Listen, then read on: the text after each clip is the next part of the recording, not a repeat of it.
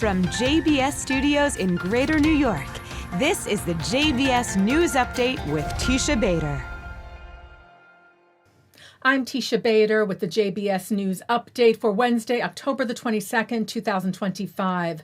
The remains of two hostages returned to Israel last night by terror group Hamas via the Red Cross were later identified as 85-year-old Ari Zalman Zalmanovich and 38-year-old Master Sergeant in Reserve Tamir Adar, both from kibbutz near Oz. Adar was murdered as he fought terrorists on October the 7th. Zalmanovich murdered in captivity. Israeli Prime Minister Benjamin Netanyahu's office once again said they are committed to working tirelessly to return all of our deceased hostages for proper burial, and reiterated that Hamas is required to uphold its commitments to return all of the remains as part of the ceasefire agreement.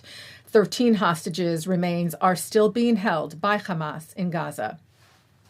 U.S. Vice President J.D. Vance and his wife Usha were welcomed this morning by Prime Minister Netanyahu and his wife Sarah at the Prime Minister's office in Jerusalem, where the Vice President and Prime Minister met privately and then sat for an extended meeting with their officials and aides, addressing the press afterwards, where the Prime Minister lauded the close ties between the U.S. and Israel. In the last year, we've had an unmatched alliance and partnership with the United States. That is changing the Middle East, and it's also changing the world. It creates opportunities not only for security, but for the expansion of peace, which we're working on very, very diligently. The Vice President called these days of destiny and said he was looking forward to working together on the Gaza peace plan and acknowledged the challenges that still lay ahead. We have a very, very tough task ahead of us, which is to disarm Hamas, but rebuild Gaza, to make life better for the people in Gaza, but also to ensure that Hamas is no longer a threat to our friends in Israel. There's a lot of work to do, but I feel very optimistic about where we are. U.S. Secretary of State Marco Rubio will reportedly be visiting Israel, arriving as early as tomorrow, Thursday.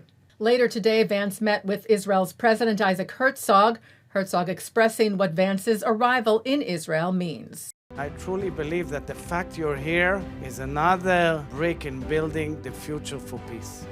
The Combat Anti-Semitism movement held the 5th Latin American Forum Against Anti-Semitism in Rio de Janeiro last week, co-organized by B'nai B'rith International, with members of Congress from 17 Latin American countries, religious leaders, and grassroots activists, all pushing for legislative action against anti-Semitism across the globe.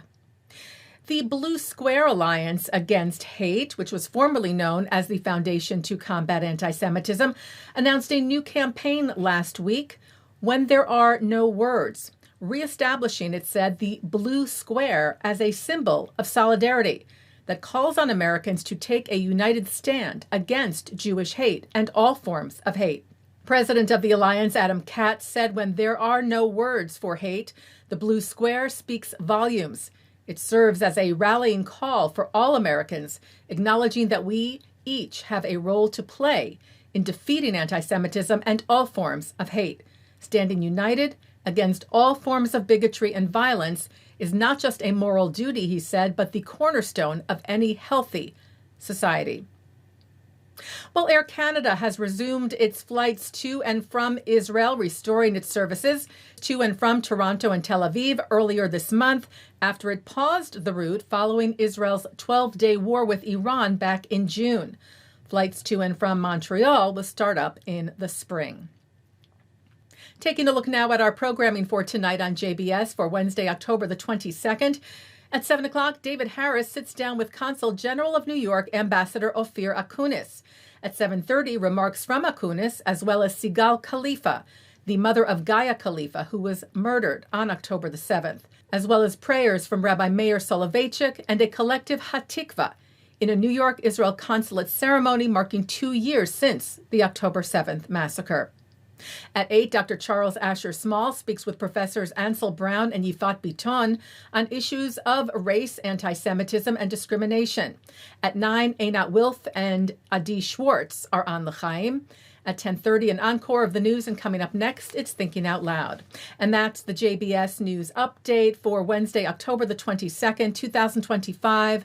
I'm Teisha Bader. Am Yisrael Chai.